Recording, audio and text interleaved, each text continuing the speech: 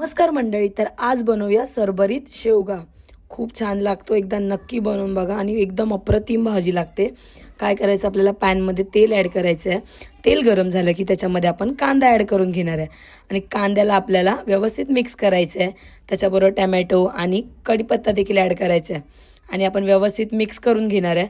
व्यवस्थित मिक्स करून झालं की त्याच्यामध्ये आपण जे कांदा खोबऱ्याचं जे वाटण केलेलं ते ॲड केलं आणि त्याला तेल सुटेपर्यंत आपण व्यवस्थित ते वाटण भाजून घेणार आहे.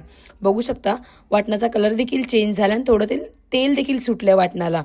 त्याच्यामध्ये आपण आता हळद, गरम मसाला, लाल तिखट मसाला, थोडासा काळा मसाला आहे तो देखील ॲड केला आहे आणि व्यवस्थित परत वाटण मिक्स करून घ्यायचं आहे. इथे शेवगा आणि चण्याची डाळ मिक्स करून घ्यायची आपल्याला व्यवस्थित मसाल्यांमध्ये.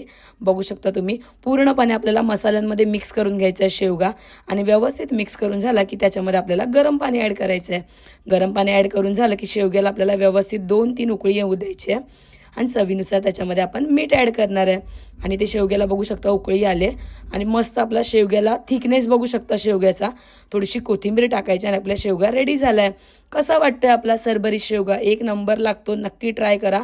आणि खूप टेस्टी देखील होते शेवग्याची भाजी आणि आपल्या शरीरासाठी देखील खूप फायदेशीर असते ही भाजी. धन्यवाद.